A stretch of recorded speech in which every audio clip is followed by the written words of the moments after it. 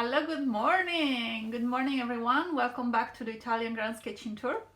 Today I take you to the very first stop and draw, and it could be a name of a competition or something, draw and go. Stop and draw. And this is Gorizia, is the castle that is on the top of the hill of on the city of Gorizia, which is also in Friuli Venezia Giulia, which is very near my city. And it's a small city that I've never been much, because you know, when you live near, you don't really bother to visit places. And there was this friend of mine, Diana, with which I spent the first few days of my sketching tour, that wanted to see Gorizia, and we went there. Unfortunately, we arrived there in the afternoon and the castle was open only in the morning, so we definitely have to go back. But it was really interesting. The castle is very, very particular. It's very ancient. It's a medieval castle from the 11th century that was built at the beginning when the title was given to the family that was governing the city.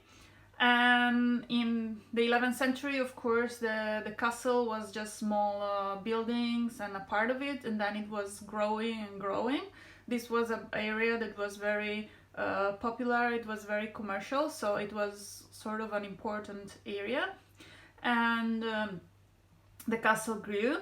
And of course, this area was also very important during the 15th, 16th century, and it was constantly back and forth between the Austro-Hungarian Empire, the Hamburgs, like Trieste, my city, and the Venetians, the La Serenissima. The remains of the La Serenissima you can see from the door. On the top there is the lion. That is the Lion of Venice that they were putting everywhere.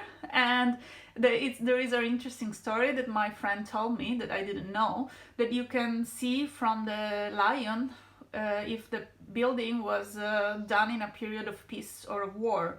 If the book is open, it means it was constructed in a period of peace. If it's closed, it was a period of war. So here you can see that it was peace.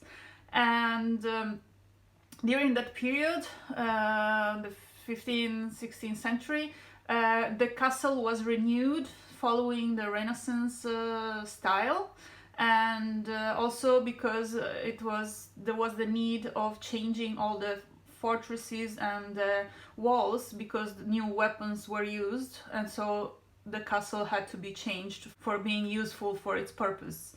But I was reading that as you can see it now, the castle is back to the medieval period mainly, because during the First World War there was a lot of destruction in this area, and so when they rebuilt it in the 30s, they decided to go back more in the style of the medieval and showing more how it was before.